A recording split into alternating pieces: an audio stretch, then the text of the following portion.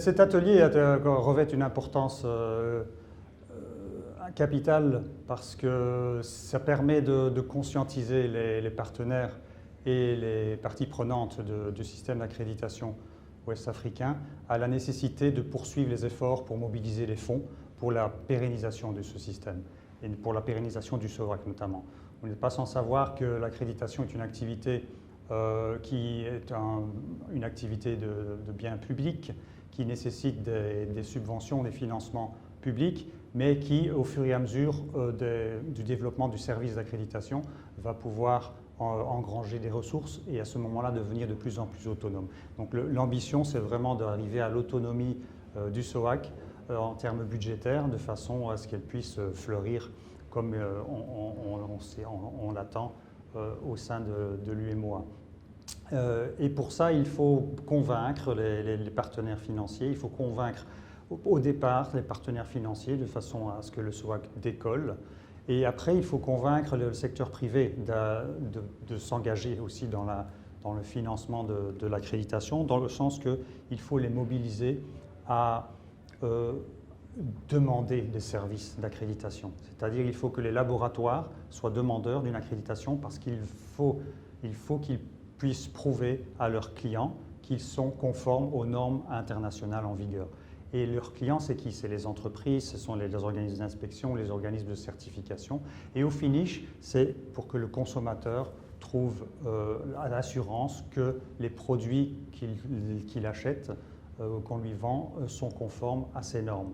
Et ça, c'est extrêmement important.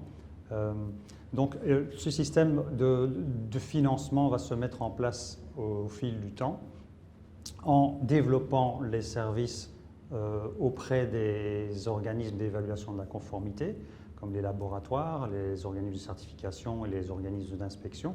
Donc plus il y aura une masse d'organismes demandant l'accréditation, plus les revenus vont augmenter et vont permettre une autonomie du système ouest-africain d'accréditation.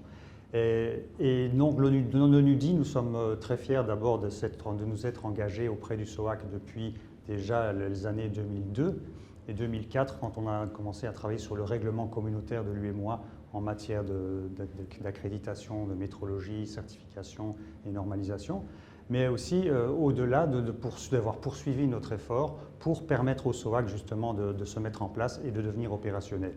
Donc grâce au financement de l'Union européenne, on a pu faire ça. Et maintenant, nous sommes aussi dans la démarche de continuité, d'appui au système d'accréditation régionale dans son ensemble, mais au SOVAC en particulier, pour qu'il puisse donc diversifier aussi ses services d'accréditation, qu'il y ait de plus en plus de laboratoires qui demandent l'accréditation, et non seulement pour les normes déjà actuelles et pour la certification dans les schémas passés ou existants, mais aussi pour les futurs thèmes qui seront les thèmes de demain en termes